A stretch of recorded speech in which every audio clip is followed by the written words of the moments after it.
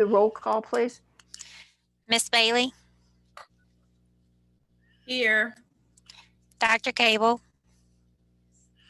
Miss Coleman, Present. Mr. Cox, Do the roll call. Here. Miss Bailey, Dr. Davis, Miss Grubb, Here. Dr. Henderson, Miss Lawson, Present. Miss Talbert, Present. Miss Merricks, and Miss Phelps. Present. You have 7, which does represent a quorum. That's great. Thank you all for attending this morning. We all appreciate it. Next item of business is the certification of the virtual meeting. I don't know that there's anything we have to do except that you've all seen that, I assume. So we're in compliance with that, thanks to Rhonda. Introductions and announcements. Anything from anyone? I've announced that my hair is growing gray, so that was my big announcement for today. Okay, next we go to the minutes. Ms. Coleman, I had an announcement. Oh, okay. So beginning 2020-2021, I'll be representing the Southern University system as the delegate at large for the Louisiana Association of Student Financial Aid Administrators. Okay. Congratulations. That's fantastic. Congratulations. Thank you.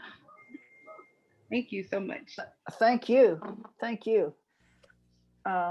Is there anything that, and that's all, sometimes we have that and sometimes the boards don't always get their paperwork in. So the paperwork has all been taken care of or will be?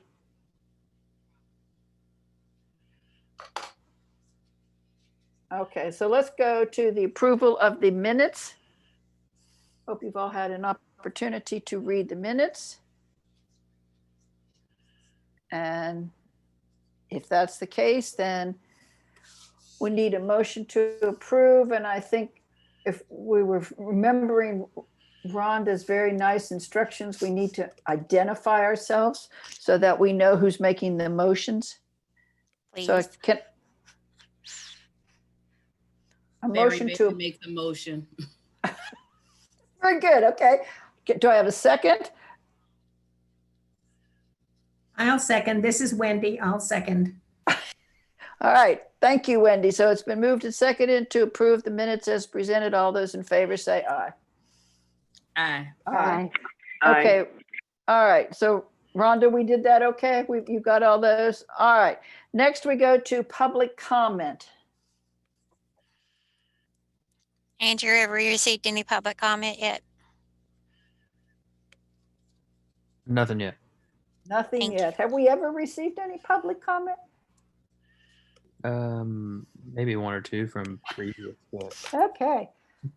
What'd they say? What a good, okay, job we're doing. Okay, next is program update. So that brings us first to the ABLE reports with Ms. Underwood. Morning, everyone. Good morning. For the ABLE accounts, currently we have, for end of the month of August, we had 292 accounts and 1,589,000 in investments. I just wanted to add that I'm hearing from the disabled community. You know, we focus so much on the typical students, but I'm hearing from the disabled communities how disheveled they feel because, you know, the Special Olympics have been canceled and things that they've grown accustomed to doing, they're not able to do right now. So I was just going to put that out there to let you know that I'm getting some of that feedback from them, that they, you know, they're ready to get back to their lives just like the rest of us. So I really feel for them because they really thrive on sameness and structure. So, as far as the K-12 accounts, we currently, at the close of August, had 1,070 with 4,463,000 in assets.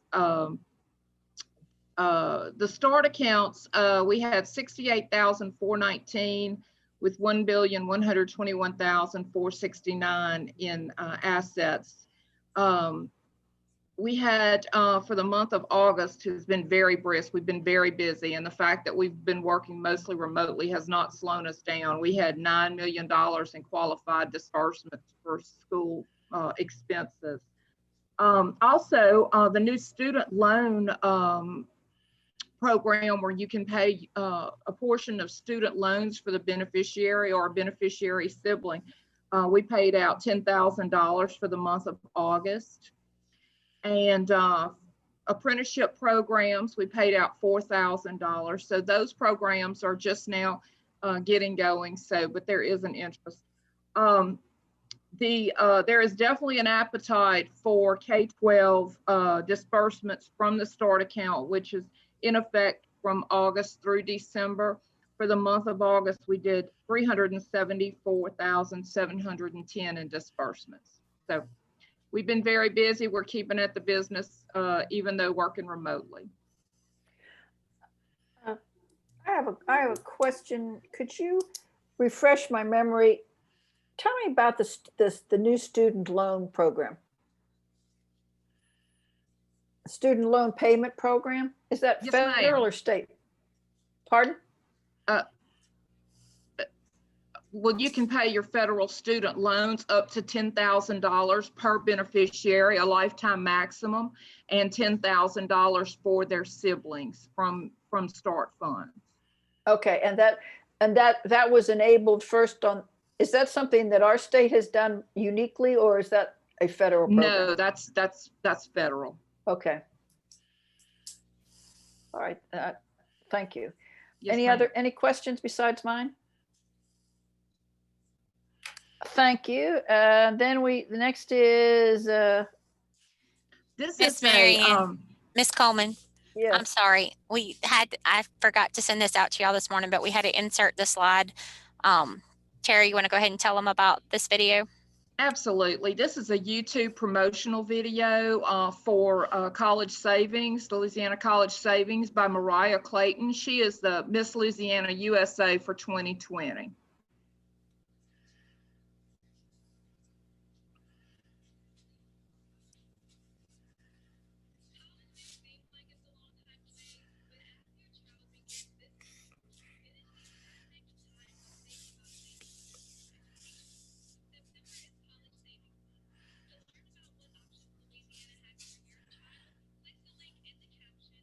Can y'all tell why we can't hear it?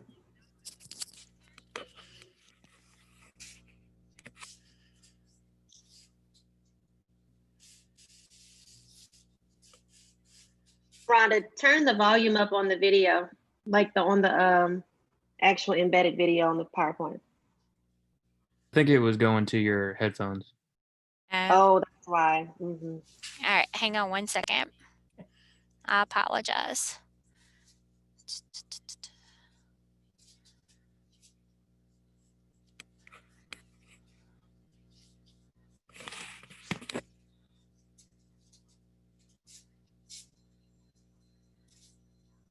Andrew, I'm sorry. I'm actually gonna go. Give me 1 second. Be real quick. Can you go to YouTube and share it from YouTube? Yeah, hold on.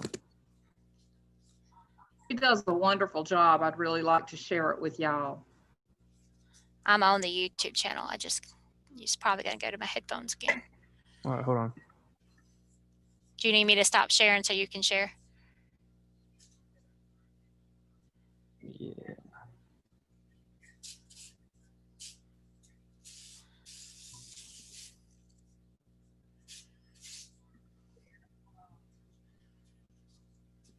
College may seem like it's a long time away. There we go. As your child begins this new school year, it is the perfect time to think about saving for their future education.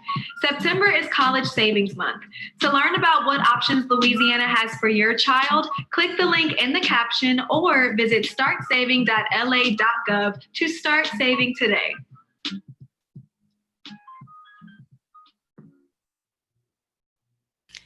Thanks, Andrew. Thank you. That's great. All right. So Terry, that concludes anything that you have? All right. Yes, So ma'am.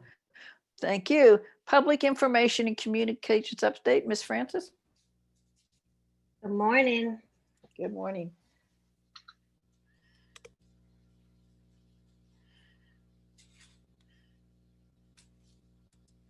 I'll start once I see the slide.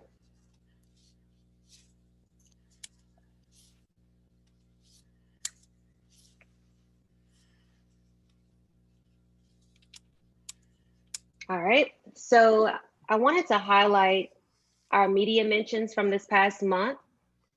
Our FAFSA outreach and communications efforts were highlighted on the publication, in the publication 74.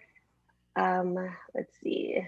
Yep, the article discussed how an increase in FAFSA completion events to help students was part of the process and getting students to understand the steps towards pursuing a college degree.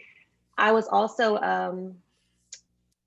also presented on the effectiveness, community reach, and results of the agency FAFSA Now campaign with Brittany Williams from Louisiana, the Field Outreach Services Division for the National College Attainment Network. I'm trying to see what my screen is so small. And then last, our START program was recognized as one of the top performing college savings plans of 2020. According to the site, the START program has one of the best 3-year investment performances. So I was excited to feature these 3 media mentions today, because again, LOSFA program and START program is continuing to be in the news. So that's exciting. Next slide, Rhonda.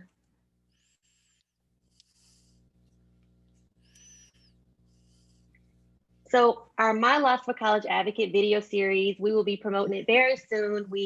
We're almost wrapping up on production and our post-production, but I wanted to just share this with you all to note that we have 4 amazing LOSFA ambassadors who are going to be shooting videos periodically throughout the school year and just to guide students along the way. So we have Isabel Reyes as our freshman advocate. She's our communications coordinator. We have Darren Smith Jr., he's our sophomore advocate and our media specialist for Field Outreach Services, Louisiana GARP and LOSFA programs. John Square is our junior advocate and also a mentor in our comprehensive mentoring program, Aspire to Inspire. And we have Kayla Grow, our senior advocate, who is our public information officer. So very excited about these 4 individuals. They bring a special contribution to the team, and I'm excited to see them in these videos to help students.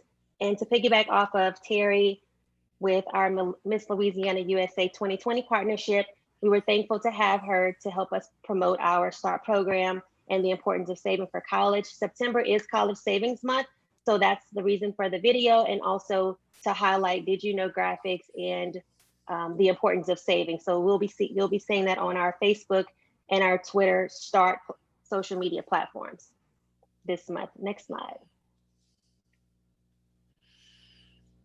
And last, I wanted to just highlight our virtual office hour customer satisfaction results. So as you all know, we've been helping constituents, our students and our family, students and parents via Zoom to offer virtual office hours. So not only are we assisting through email with our custserve@la.gov email address and assisting through phones and text messaging with Signavine, we've been helping them, whether it's through audio or video via our Zoom account to assist them with the Student Hub, with TOPS initial eligibility questions, continuing eligibility questions, FAFSA completion, and the like. And I wanted to note these 2 comments, but we've had a ton of comments that we received from our survey. But the 2 said, I was extremely pleased with how responsive my issue was addressed. To be honest, I'm impressed that I was contacted so quickly and impressed at how helpful the person was. Really did an amazing job in giving the importance of college tuition. I'm extremely pleased. Thank you. And the representative was amazing, answered all of my questions and included my son in the call. Thank you so much. So parents and students are able to register for virtual office hours on our website and book a scheduled date via Calendly, and our public information and communications team has done an amazing job with assisting them right away. And that's all I have. So if you were a parent, if I were a parent, you would go in and you would set up a schedule for a virtual meeting through your website. Yes, ma'am. Do you have enough time to do all that are requested of you? Yes, absolutely. We have a team, an amazing team. And so with our Calendly plugin on our website, we're able to block out times. So we take meetings in 30-minute increments, and the team just juggle it. And Rhonda and our program administrator, Ebony Holmes, they do an amazing job with delegating and staggering shifts. That's great. That's very impressive. Thank you. You're welcome. Anyone else? Any comments or questions for Ms. Francis? Okay, to the LOSFA Field Outreach Services update, Dr. Cobb. Good morning. Good morning. So we'll go over an update on our Connect to Success project, virtual dual enrollment panel update, ACT panel, tutoring, family resources, our early readiness insider newsletter that we recently launched, virtual mentoring, and also a little bit about the virtual hours. Next slide, please. So as we've talked about our Connect to Success project before, this is 2 initiatives that we're highlighting this month. One of our professional developments for teachers has been social and emotional learning. And this was actually conducted by Louisiana Tech. And we got a really great response from this particular professional development. And as you know, with everything that's going on between COVID and, recent storms, this type of, professional development has proven or is proven to be very helpful. And as you can see, this is a quote on the screen from one of our educators from Wasserman High in the North.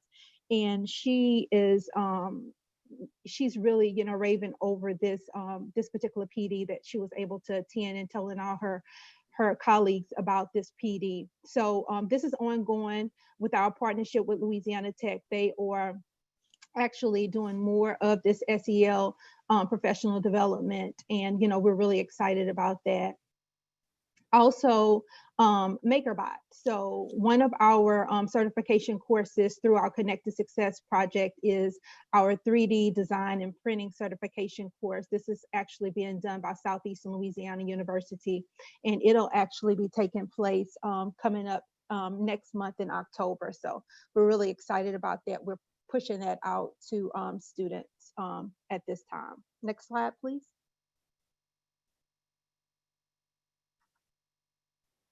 Next, okay, great. Okay, so this slide is about our virtual dual enrollment. As a part of our Connect to Success partnership with our post-secondary institutions, Connect to Success is all about making sure that students understand the relevance of what they're doing now as it relates to their post-secondary programs of study in their careers. So definitely we're pushing early high school, early college, early high school for middle school students, early college for high school students. And one way to do that, is through DE, dual enrollment. So we've contracted with all 4 of these post-secondary partners, as we went over last month in our report. And specifically what we did is we asked our post-secondary partners to provide a panel update to our schools so that they could have, information and ask questions about the programs in terms of, an overview, credentialing, the application process. So this was very well participated. We had 51 of our partners participate in it from our schools. And I will say this, as you can see, 4 of our post-secondary partners, Southeastern Tech and Northwestern, was actually on the panel. GSU was not, but that's only because GSU actually targets certain districts in the North. But they have done a great job in their work in terms of engaging parents directly in the North for their environmental chemistry course that they're pushing. I actually had a call with all of these partners this week, and so just really encouraged about what they're doing in terms of engaging, the schools and the parents and the communities around why dual enrollment is so important, and this credentialing that they're doing as well. Next slide, please. Okay, so again, we actually had an ACT panel. Last year was our first year doing pre-ACT on all of our 10th graders. So this was like a census testing that we were doing as a program for Louisiana Gear Up. So making sure that all of our schools had the opportunity to test their 10th graders. And we did not know that we would have the pandemic, but having done this last year proved very beneficial because, as you know, EOC could not happen, and pre-ACT is another way to qualify students for dual enrollment. So the schools who actually did pre-ACT last fall, according to the schedule, they were at an advantage in terms of these were 10th grade students who are 11th grade students now, who actually have test scores that can be used to determine whether or not they qualify for dual enrollment. So this is really a great thing for schools to do. So what we did was we actually worked with pre-ACT to have a panel again for our partner schools to say, hey, this is, you know, what pre-ACT is. This is how we're actually covering this through our grant. They were able to ask their questions, get some information on remediation tools, free remediation tools offered through ACT. So we're very encouraged about that. Tutoring. So, you know, another part of outreach that we do is tutoring. We are resuming tutoring this fall.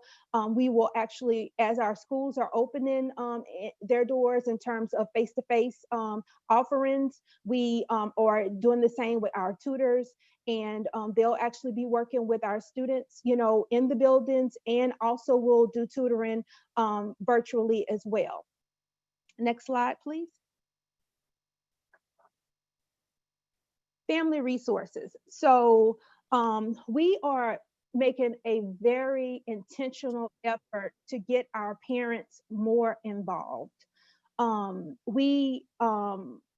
just very excited. We have a new member of our team. Her name is Chantrinice Davis. She has been very instrumental in actually helping us to, you know, just revamp, relook at how can we engage our parents even more.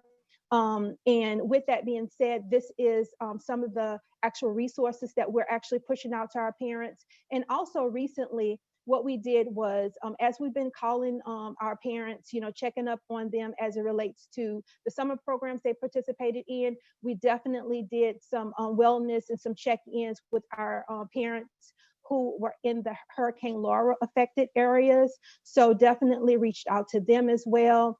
And, you know, provided a listening ear, provided, you know, the support from our vantage point in terms of what we do, letting them know that we're here for them, and also connecting them with our resource page that we have on our site that connects them to community resources. Many of them are dislocated in the New Orleans area. So making sure they have that, connecting them to FEMA resources, and also DCFS resources. So, you know, just making sure that we're letting our families know that we're here for them. With that being said, we recently launched an early readiness insider, so an outreach newsletter. Our media specialist, Darren Smith, along with our public information officer, Tiana DeQuano, led by Brittany Francis. They were instrumental in getting this done. We actually released our first copy of this earlier this month, and basically to over 300 representatives all over the state. As you can see, we were giving them all kinds of tips and information about college and career readiness program updates, and making sure that they're connected to the services and the resources that we have here at the office with outreach. Next slide. And, you know, finally, definitely last but not least, our mentoring program. So we are, again, you know, there are students that we are constantly mentoring. We're still mentoring even from last year via Signify text messages and, you know, phone calls for those who are not on our text messaging system. So with that being said, we have been contacting our schools and letting our program our on-site school coordinators know this is still definitely a very important initiative to us. This is how we have reworked the program to make sure that we can meet our students virtually. And we are also still using ACT Tessera to make sure that we have a standard way to measure the success of what we're doing through mentoring, providing them also the mentor and referral form. And finally, our virtual hours, as Brittany stated earlier, we are full swing in offering virtual hours to our community. So our students, our families, but also to our schools. So making sure that they have technical assistance to understand how to work the events, how to operate the programs in their buildings. Thank you so much. Anybody have any questions or comments? I might ask when you and your staff sleep. It is amazing what you, and I hope you all know this, what you have been able to do and continue to do. It is simply amazing and speaks so highly for your dedication to the students. Anybody else? If not, we'll go on to scholarship and grants update. Ms. Coleman, if I can say this, Sure. the reason why we're able to do this is because of Deborah, who's getting ready to speak, and because of Rhonda, Andrew, Brittany, Alice, the people who are on this line, and all the people who are whether they're at home detailing, listening at this over YouTube, or in their homes working, and all our people on the ground as well. That's the reason why we're able to do this. Support like you, your kind words always there to just appreciate the work that we do. So it's and I believe I speak for the team. It's more than a job. It's definitely purpose. Just knowing that we're helping the students and families in our state. The leadership of Dr. Boutte actually supporting the things that we do. That's the reason why we can actually do this work. So thank you again. Well, you all do a tremendous job. It's amazing. Thank you. Ms. Paul?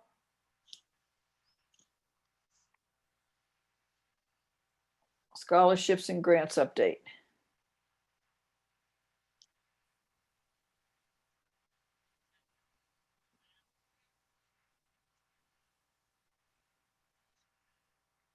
Deborah, are you there?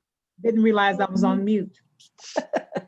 I was just talking away. So good morning, everyone. Again, for I guess my third time saying it. I'll provide the updated scholarship and grant information regarding our programs. Well, some of the programs that are reported in this committee.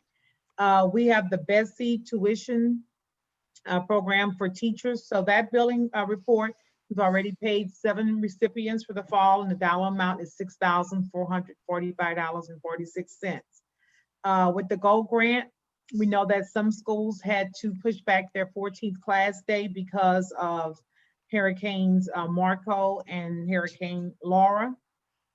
So we're starting to get billings in. So as of this date, we've received billings for just a very small amount of that total, $718,000. And this year we did get an increase in our GOLD grant allocation. So we're up to $29,429,108. So we have a long way to go. The billing deadline is the first part of November. So we will be working with those schools to get the billings in so that we can use the allocation as intended. Any questions on BESI tuition program for teachers or the GOLD grant? And then we have one more slide, Rhonda. Okay, our John R. Justice update, and that's our program where we pay already incurred student loan debt for prosecutors and public defenders who work in those particular areas. For our public defenders, we had 11 applicants across all 5 districts, and we've made all 5 awards. So at this point, the entire 2019 allocation has been dispersed of $19,500. On the prosecutor side, we have 1 remaining award, and we had trouble reaching that applicant. And just this morning, we were able to contact him at work because he had changed some email addresses and so forth that were no longer working. And we were able to reach him. So we'll be making that last award on the prosecutor side. And that will be additional money that will put us up to the $19,500 regarding that particular program. The Youth Challenge Grant Program, as of this date, we have not received any fall billings, but we expect those to be forthcoming because last year we spent right around $70,000 for the academic year. So those will be coming in for those students who graduate from the Youth Challenge Program and decide to attend post-secondary school where they're required to major in a occupation or degree program that will lead to a 3, 4, or 5-star job. Are there any questions? Any questions? Okay, that's it for me, I think. Oh, thank you very much.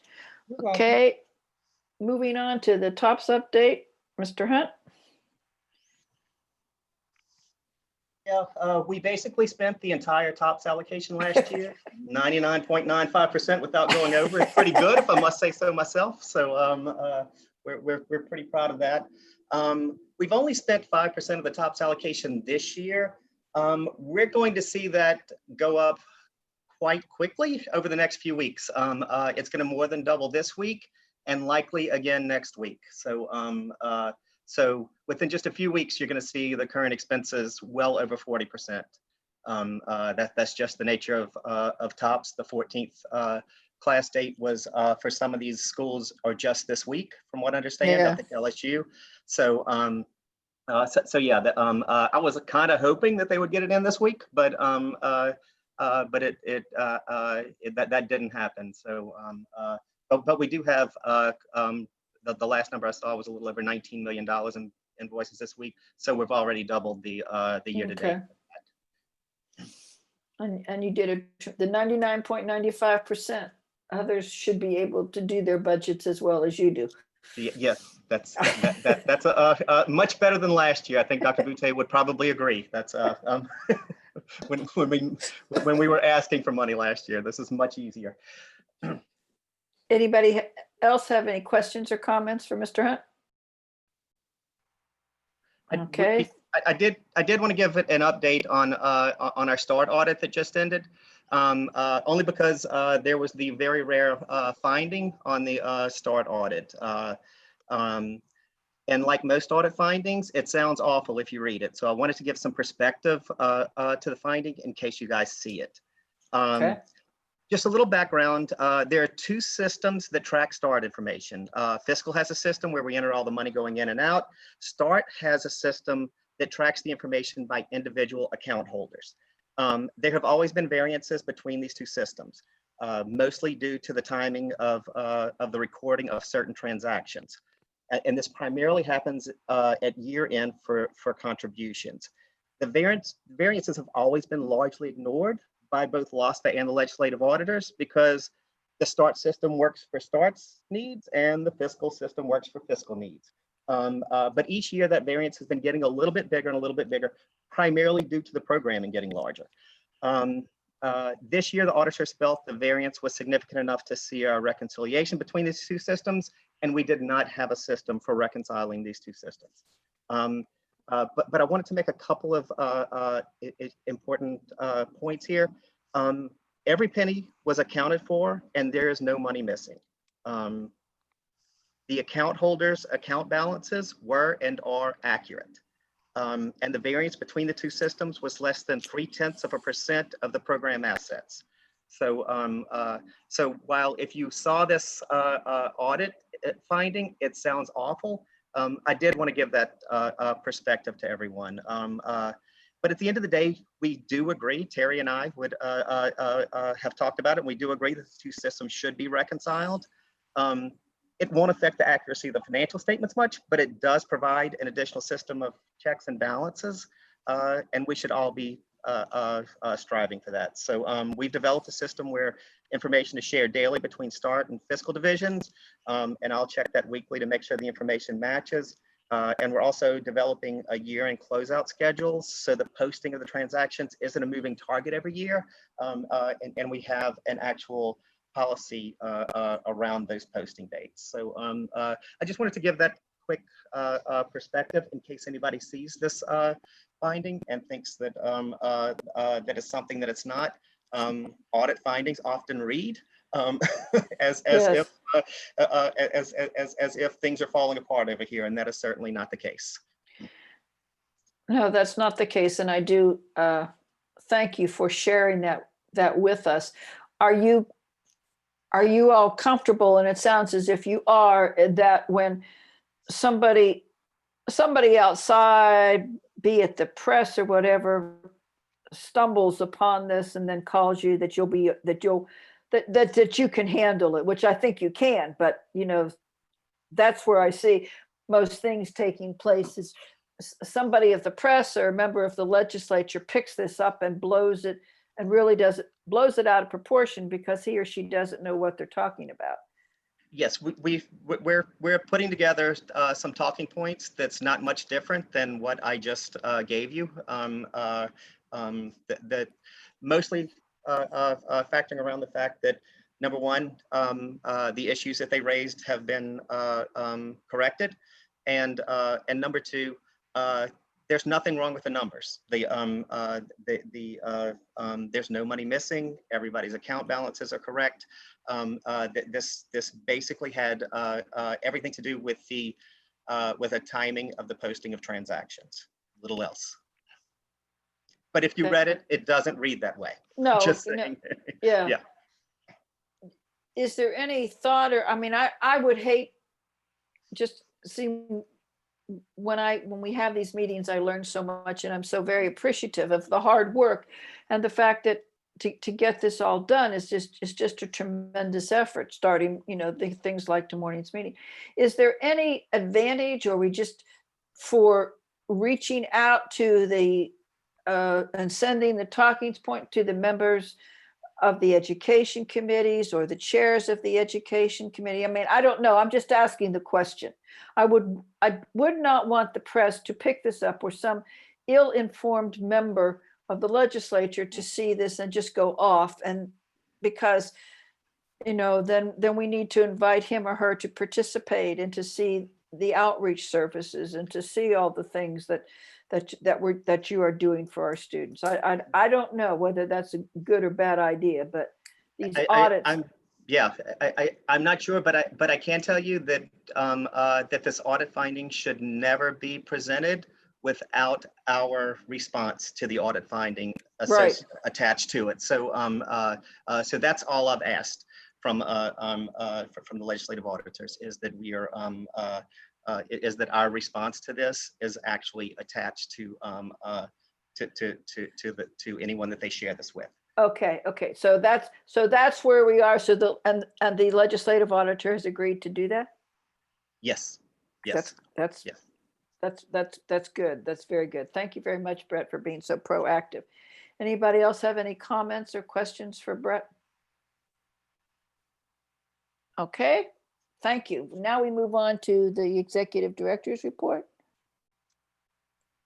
Actually, we have a legislative update. Legislative update next. Oh, okay. Thank you. Good morning, everybody. So as many of you might know, Senate Education met yesterday with the Commissioner of Higher Education and select members of those institutions that were damaged, I guess is the best word, by Hurricane Laura. And we provided them with some information about what top students might need. There's a number of different issues that affect both initial eligibility and continuing eligibility. For initial eligibility, residency could be an issue, particularly for juniors and seniors. If they had to move to Texas, they evacuated to Texas, and they can't go home because either their house is gone, they have no electricity, they have no internet service, they're not going to be able to meet the requirement that they live in Louisiana and complete their last 4 years here. That's going to be an issue. And for the seniors, If the damage is such that they have to stay out of state for a full year, they could graduate from an out-of-state high school, and current law requires they have a higher ACT score. That's not really fair to these students who have been displaced by no fault of their own.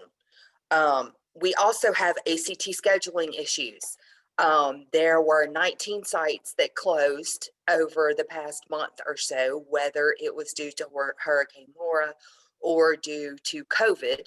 And students, 2020 graduates, had until September 30th to achieve a qualifying score to be eligible for TOPS. And because these test sites have closed, a lot of them have been unable to get scheduled another test before September 30th. We also advise them, for those students who do go out of state, there's going to be a core curriculum issue, probably. There's also going to be, some students or some parents who decide, well, I don't want to enroll them in school in another state, so we're just going to homeschool them. Well, as a general rule, if you've ever been enrolled in a school, you have to be in home study for at least 2 years. Some of these are the same issues we saw with COVID. Obviously, the residency and the higher ACT score is not a COVID issue. And then, we get to the continuing eligibility, students not being able to enroll this semester because either their homes were destroyed and they've got to help rebuild, or their school is closed. So there's some issues. And then just one or two. Well, yeah. And then students who are in college might have decided, well, I'm just going to go to school out of state this semester because I don't want to lose my momentum in college. Well, for TOPS purposes, if they come back to Louisiana, they'll lose a full term count of TOPS. That's really not their fault. So there's a number of different issues that we provided to the legislature. I want to note that all of these things were issues for students after both Hurricanes Katrina and Rita, and there was legislation enacted to take care of these students. Thus, the reason we provided all of this information to the legislature, so that they would understand this has been done before. You're not setting, new precedent. You're not going way outside the box of what's been approved in the past when there's a natural disaster like this. On Tuesday, the governor signed Proclamation 122. It is not yet posted on the website, but it has been signed, so it is effective. This takes care of a number of different issues. It suspends the requirement for the residency, the ACT requirement for out-of-state graduates, the ACT scheduling issue. It waives that September 30th deadline. Let's see, the home study students, and it takes care of the continuing eligibility. It does not waive the completion of the TOPS curriculum. We did not request that because Department of Education indicated that they are not asking for any waivers at this time. So we did not request that be in the executive order. So all of that has been suspended temporarily, and we'll just have to wait and see what the legislature does, if anything. Thank you, Robin. Robin, does the legislature, with the proclamation, and I don't remember, the proclamation can suspend the laws. Does the legislature have to actually pass new laws, or can this be handled by the proclamation? They don't have to, but the current proclamation it's a suspension. Right. And the governor doesn't have the ability to create law through Right. a proclamation. He can only suspend it. In the spring with the COVID proclamation that provided all of the waivers for students, the legislature did not have to act to put that into legislation, but they did so. I can't say whether they would do that again for this issue or not. And just, I want to mention to y'all, you may or may not be aware, there is something else brewing in the Gulf at the moment. And they say if it does form, it's coming northeastward. So there may be some additions Yeah. to the rulemaking that we have proposed later in the meeting that takes care of some of this. So there may be additional rulemaking coming to y'all next month in the event that we have another natural disaster to hit us. Okay, thank you. You're just cheery. I have a question I just thought of. With the students that were not able to take the ACT in the spring, like the state average, is there anything that's been changed with that as far as for OPH? Talking about the prior year state average. Yes. The prior year state average will be released until the end of October. So we won't know what that is until the end of October. But state law for opportunity says it can never be less than a 20. And then the performance and honors are already set in state law. So we know that for TOPS Tech, it's a 17, 18, or 19. For opportunity, it's going to be a 20, 21, or 22. And performance, it's a 23. And then you have to get to a 27 for honors, because those are set in state law. Yeah. So, thank you. Good question. So Robin, am I hearing you right that in order to, if there is a special session, this could be included in the call? If there's not a special session, this could be handled in the regular session in the spring? It could, yes. Okay. Thank you. Anything else on the legislative update? Questions for Robin? All right. So next is Executive Director's update. Yes, good morning. Rhonda, you can advance the slide. First of all, I want to thank, just give a public thank you to all of the team during this time. The issues that were in the proclamation, the FAQs that the team's working on for the website, all of those were a direct result of input that scholarship and grants received, that legal received with exceptions, that field outreach services received, public information and communication. So we really are taking things that individuals call in, text in, or in a virtual office setting. And in the case of field outreach services, they're actually calling and reaching out to parents and students and families and saying, what are those issues? All of those were taken into consideration. So we were actually able to say, this is based upon what we're actually hearing from folks affected. So big shout out to all of the work that's going into that to make that policy follow the practice. What you're seeing now is another example of the team effort in the FAFSA Now campaign. This gives you where we stopped as of August 23rd, the completion rates for 2020 and the week-to-week change. If you'll advance the slide, Rhonda. You will see that very proud of folks in that, COVID resulted in March for us. We are a state that, again, FAFSAs are normally, our big push is usually in May, but when that disruption occurred, we still were able to come within 0.4 of, or 0.5 actually, of being number one in the nation. And I think that is a huge shout out to the accomplishments of the team. Tennessee's priority deadline is February for their awards. So again, as we've said before, there is a committee that's beginning to work on a pilot this year for moving the deadline up.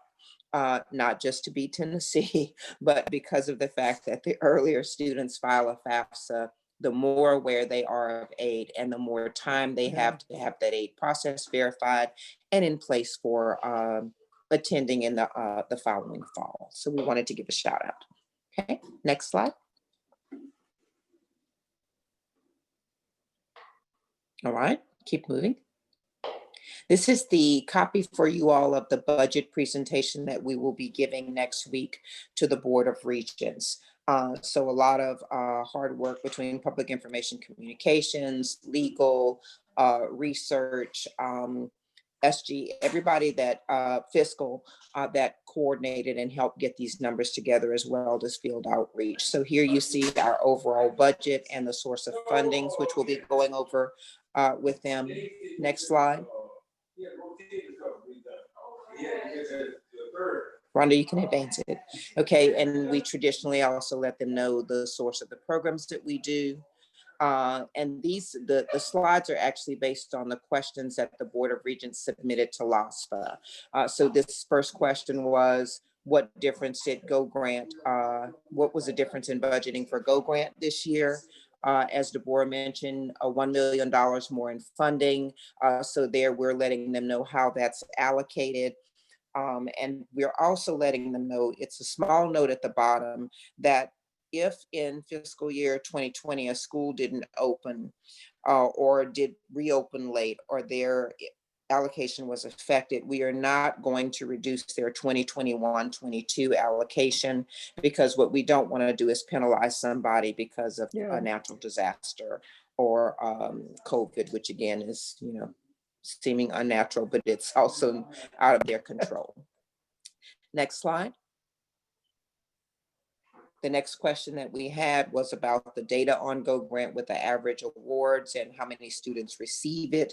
So there you'll see the most complete data, which is going to be 1920. Next slide. We also were asked about the student completion rate. You all have seen this before, and what we feel like it illustrates the most is that stacking aid is a great idea.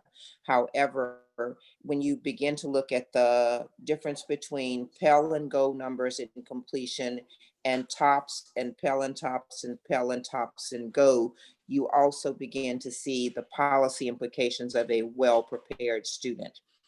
That we think we want to keep that at the forefront of policymakers' minds, is that if you just throw more money at the problem, but the student is not prepared to be able to succeed in post-secondary education or supported to succeed, then even though the money may be there, you're not going to get the completion rate. So this is really what we try to emphasize with this slide. Next slide. We were also asked, and we always are, the full amount of funding needed for Go Grants. We survey the financial aid offices for this, and you can see that's, you know, we got $1 million, but you can see this is what is needed to be able to do the current packaging policy. That's the 86.2. But if we were to give every student that has been reported as eligible for a Go Grant the maximum award, you can see that that's well over 267 million. All right, next. Next slide. Okay. All right. As a result of COVID, we were also asked about the TOPS awards and whether there would be a change. So here we're explaining these are the billing deadlines. Here's what we are seeing with the June and July test dates. As you know, Proclamation 41 allowed students to take those because of COVID. Here's what we're seeing in the changes and exceptions just in general and as well as COVID. And we're going to actually update this after bills are processed this evening to give them a year-by-year comparison. What we don't want anybody to do is make any early conclusions because the data are not nowhere near complete at this point. But what we're really emphasizing here as in those schools that were not affected by the hurricane, the early data show that the billing amounts are pretty similar to what they were last year. But again, you have some schools that are having to adjust their 14th class day. And so those schools are not in yet. So we will continue to monitor this and continue to keep everyone updated. Next.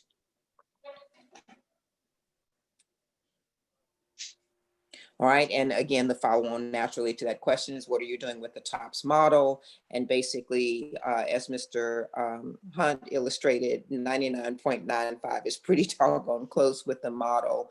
And so we have not identified a trend yet. That's not to say that there would not be one, but we have to continue to look at the data. And if the model warrants adjustment, then we will do that. Next slide. Okay, the next question that we felt like we needed to put on the table, even though we weren't asked about it, is has there been any COVID impact that would negatively affect LOSFA revenue? And as you all are aware, the LOSFA operating fund is derived from the proceeds from the collections for the loan program. Well, if those are suspended, then that's a great thing for the borrower. So we're not saying that it's not, but that does reduce revenue for us. So the program that we were using, the small amount of revenue that we have for is Connect to Success. And as you saw, the MakerBot, the dual enrollment that Dr. Cobb talked about, we felt the need to let folks know that if we continue on this path, we're not going to be able to fund that program after this year. So we wanted to let them know what Connect to Success is, how much the CARES Act has affected that revenue stream, which is over 80% to the decrease. And the next slide.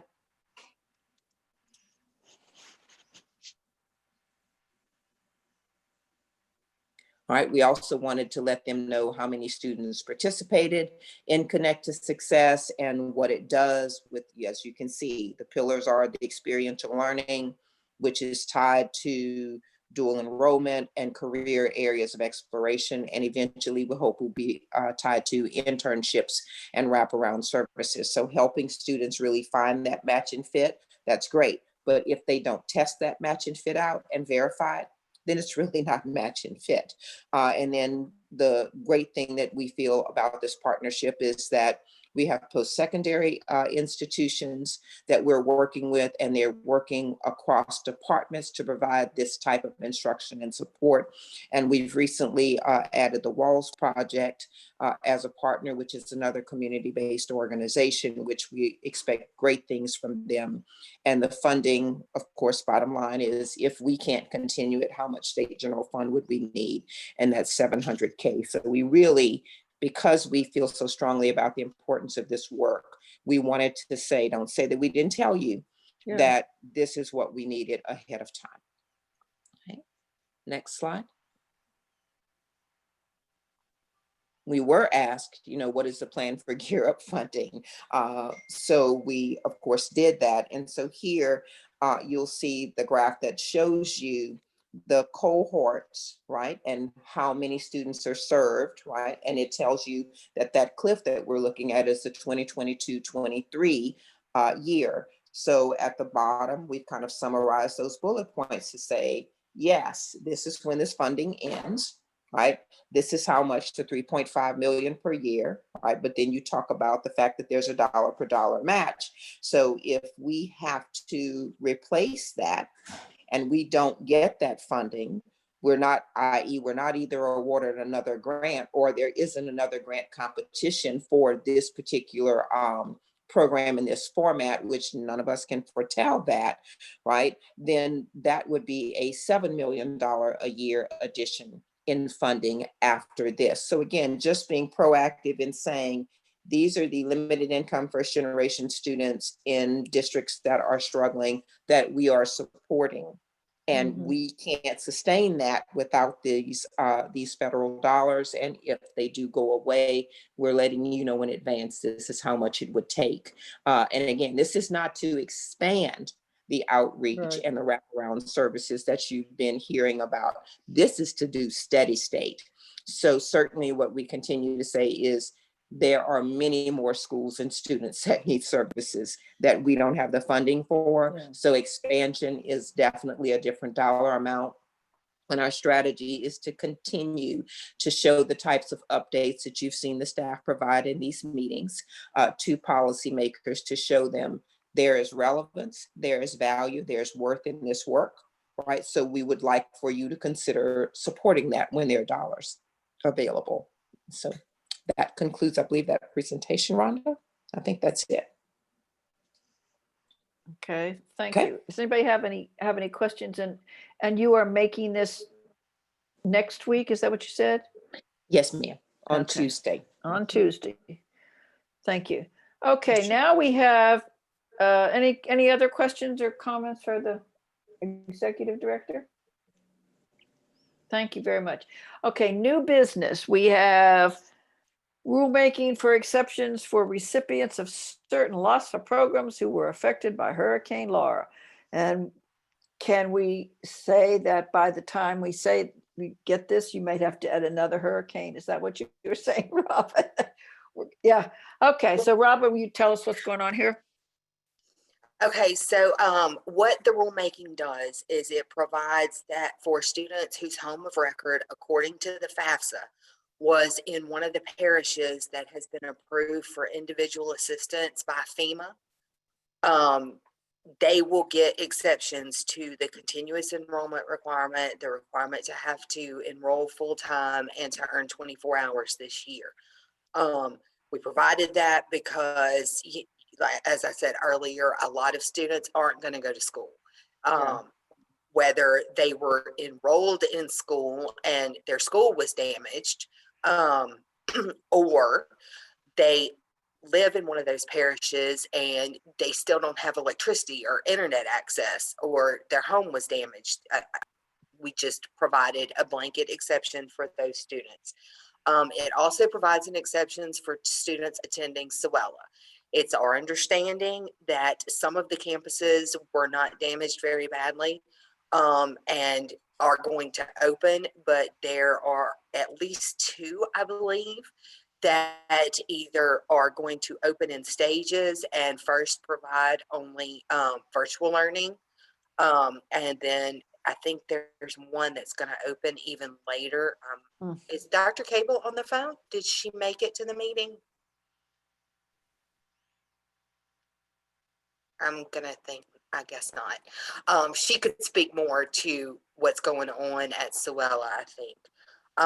But we included it in the rulemaking to be on the safe side, to make sure that those students were taken care of. In addition to these continuing eligibility requirements for TOPS, Rockefeller, and Go Youth Challenge recipients, we also provided a deferment of payments for the 4 Rockefeller recipients and the 2 former TOPS teacher recipients who are currently repaying their obligations.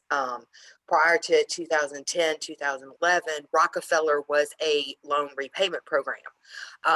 So there are still 4 students paying their obligation because they either did not complete their program of study or they chose not to pursue a career in that pathway.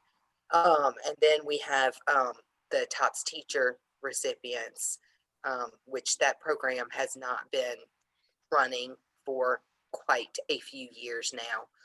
But there are 2 students who are affected, and it provides them with a deferment for a year. And it also suspends the accrual of interest on their accounts for a year. Okay. I appreciate that. And does anybody have any questions? How is McNeese doing? McNeese has indicated they're opening, what was it, Friday? According to the news this morning, McNeese had stated they are opening tomorrow. Okay. Mm-hmm. All right. Thank you. One other thing I would like to note, exceptions of this nature were put into place after Katrina and Rita. You know, Katrina and Rita didn't, you can't say much good about them, except in circumstances like this, our state, you know, I always found it somewhat laughable that after Katrina, consulting firms would contact me as LAICU president or vice president and say, oh yeah, and let's talk we'd like to bring people onto your campus to talk about emergencies, how you handle these kinds of things. And I said, no, you've got this wrong. It's the schools in New Orleans who know how to do this. It's the state agencies who have gone through this. There is just, there is just so much to remember, and there's always something new. So with that being said, pardon?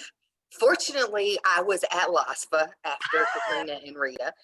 And at the time, George Eldredge was still here, and his files have become invaluable. It's, it's overwhelming. And then let's not forget what we have this COVID, we have the pandemic. Yes. So, yes. And so with all that being said, can I get a motion, and remember to state your name, to approve the rulemaking as presented here? Motion to approve. This is Wendy, and I move that we approve these rulemaking changes. Okay, thank you. Wendy's moved and approved. Do I have a second? Mary seconds. All right, doing well. So it's been moved and seconded to approve the rulemaking things, and those actual changes were presented in the PDF copy. All those in favor say aye. Aye. Aye. Opposed, the same? Okay, so that's been approved. All right, so now we go, what do we have? We have their exceptions, circumstances. Okay, and I know that you got a chance to read those, and there are 8 for approval. And I went back and counted. Of the 8, there were only 3 that on this, I may have missed it. There were only 3 that were not related to COVID, online learning. And this is just going to be the beginning, I am sure. Yes, that is correct. Only 3. The other 5 were and I have I'm not saying that they're not valid. What I'm saying is this is just going to be the beginning. And were these, let me just ask, do you happen to know, were these the only 5 that have come forward, or has your process that, where you see so many of them before we get to them, have there been others that you said, no, you need to go back and redo, or what? We have seen others who did not provide any additional information, like a letter from the school, a letter from a parent verifying their statements, and those have been deferred. We are not going to straight out deny them. Right. We basically, the staff, Amber Martin, contacts the students and or the parents and tells them what additional we will need. And Amber handles all of our exceptions from this meeting all the way down to the mini committee meetings. She processes all of these exceptions and does a fantastic job putting all this together. So with that being said, and I want to say there's the reason that I'm taking note of how many of the 8 are COVID related, and that being, the online learning is a problem, and those kinds of things, or they're living with grandparents and those kinds of things. I am concerned, and I don't know how to address it. I'm concerned that these students have actually made the effort, the additional effort to apply for these, and is there some way, and I don't know that it would make a difference, that the institutions that they are attending or did attend can know that these students did this, because I sometimes just an institution reaching back out to the students saying, we understand this, and let us know, if we can continue to help you. That I don't want all of these kids to just drop out. And I think that I see that as a future potential or problem for these kids. And I don't know what to do about it, but I can see, I know that some colleges, the private colleges, particularly because they are so tuition dependent, they try to implement some things whereby if a student comes to one faculty member and says, well, I'm thinking about dropping out here, that then with this program that they're running, that gets that information that the student's thinking about dropping out maybe gets to a counselor or maybe gets to a financial aid person, and somebody reaches out other than the professor and says to the student, what can we do to help you? And I'm just concerned that this is just the tip, and there are going to be so many kids that drop out, and we just can't afford that in the state. So that's just my hobby horse for today. So anybody else have anything before we get a motion to approve? Okay, do I have a motion to approve these 8 recommendations for exceptional circumstances? It's Christy. I'll make the motion. All right, thank you, Christy. A second, please. Barry will second. That's good. It's been moved and seconded that these 8 recommendations for exceptional circumstances be approved. All those in favor say aye. Aye. Denial the same. All right. Okay, I think that puts us back to public comment, and that would be Andrew. Have we had anybody that wants to comment? No, ma'am. All right, we've done a good job. Any final thoughts? I just hope you all remember to take care of yourselves. You're taking care of a lot of people here throughout the state, and without you, that wouldn't be possible. So please make sure you take care of yourselves and all of your families and your friends, but yourself. So with that, may I have a motion for adjournment?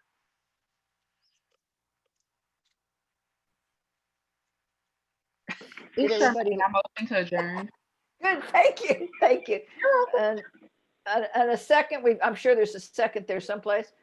Second. All right, it's been moved and seconded that the meeting be adjourned. Thank you all very much. Have a rest of the good day, and hope to see you next meeting. Thank you Bye. all. Thank you. Thank you.